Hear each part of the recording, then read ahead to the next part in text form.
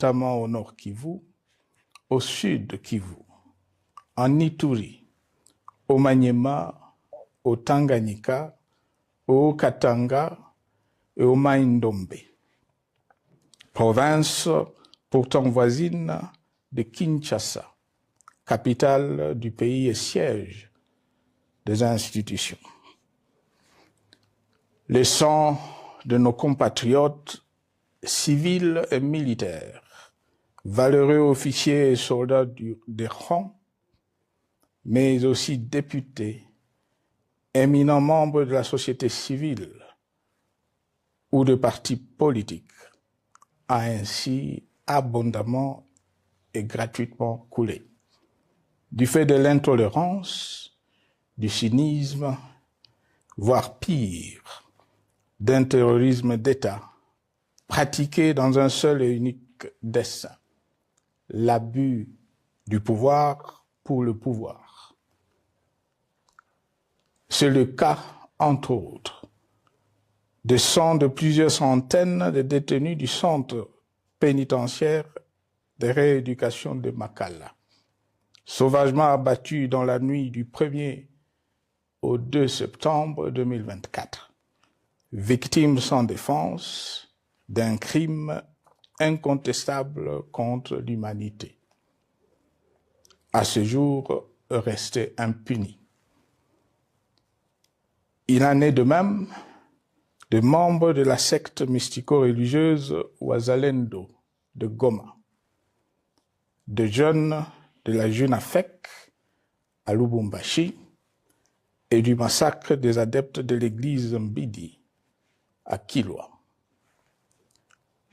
Cette déliquescence de la situation sécuritaire est due à la mauvaise gouvernance du pays qui, dans ces secteurs, est aujourd'hui caractérisé par une formation militaire bâclée, des recrutements et mises en place ethniquement motivés, ainsi que par l'emprisonnement sans jugement, aussi bien de plusieurs militaires et officiers de haut rang que des agents de l'ordre et de sécurité, majoritairement swahiliphones. Bien plus, à l'armée nationale, bouclier de la nation, instrument de préservation de l'indépendance nationale et de l'intégrité territoriale, il a été substitué de bandes de mercenaires, de groupes armés,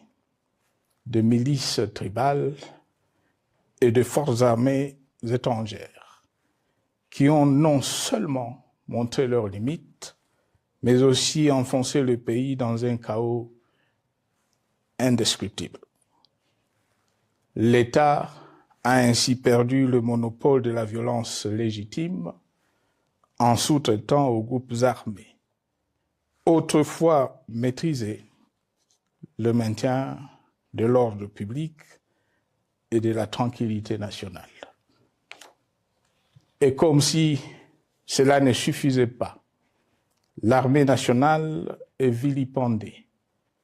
conspuée et tournée en dérision par les autorités